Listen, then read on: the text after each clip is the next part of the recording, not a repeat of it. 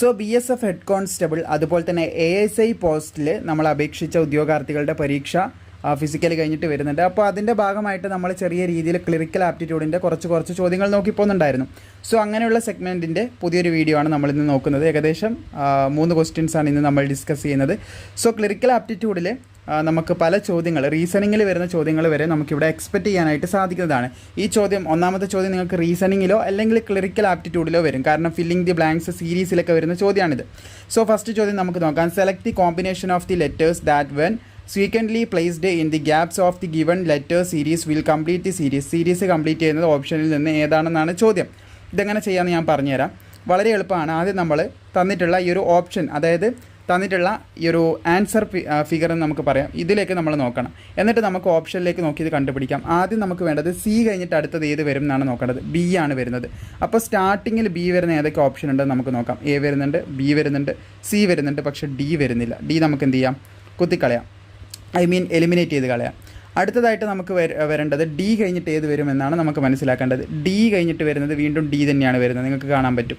അപ്പോൾ നമ്മൾ രണ്ടാമത് ഡി വരാത്ത ഏതൊക്കെ ഉണ്ടെന്ന് നോക്കണം. രണ്ടാമത് ഡി വരാത്തത് ഒന്നുമില്ല, എല്ലാത്തിലും രണ്ടാമത് ഡി വരുന്നുണ്ട്.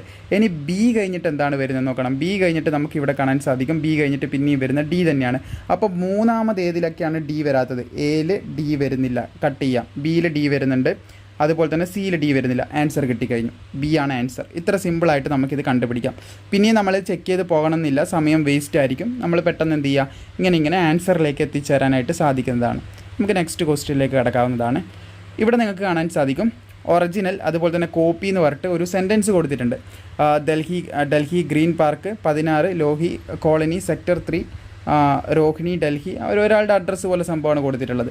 അപ്പോൾ ഇതിൽ ചോദ്യമായിട്ടുള്ളത് the number of year in the copy when compare the original ആണ് ചോദിച്ചിട്ടുള്ളത്. ഈ എത്ര മാത്രമേ ഉണ്ടെന്നാണ് ചോദിച്ചിട്ടുള്ളത്. അത് നമുക്കിത് രണ്ടും കമ്പയർ ചെയ്യേണ്ടതായിട്ടുണ്ട്.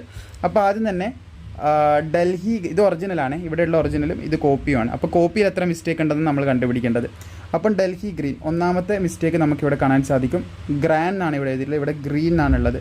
രണ്ടാമത്തെ പാർക്കിൽ മിസ്റ്റേക്കില്ല, 16-ലില്ല. അതുപോലെ തന്നെ ഇവിടെ ഒ ആണുള്ളത്, ഇവിടെ ഇ ആണുള്ളത്. രണ്ടാമത്തെ മിസ്റ്റേക്ക് കണ്ടുപിടിച്ചു.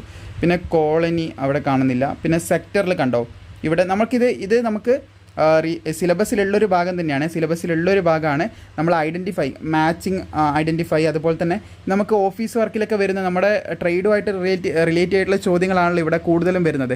റീസണിങ് അതുപോലെ ട്രേഡുമായിട്ട് ബന്ധപ്പെട്ട, അതായത് നമ്മുടെ ജോലിയുമായിട്ട് ബന്ധപ്പെട്ട ചോദ്യങ്ങളൊക്കെ വരും. അതിലിത് ഉൾപ്പെടും കേട്ടോ. എനിവേ ഇതൊക്കെ ശ്രദ്ധിച്ച് നിങ്ങൾ മനസ്സിലാക്കണം.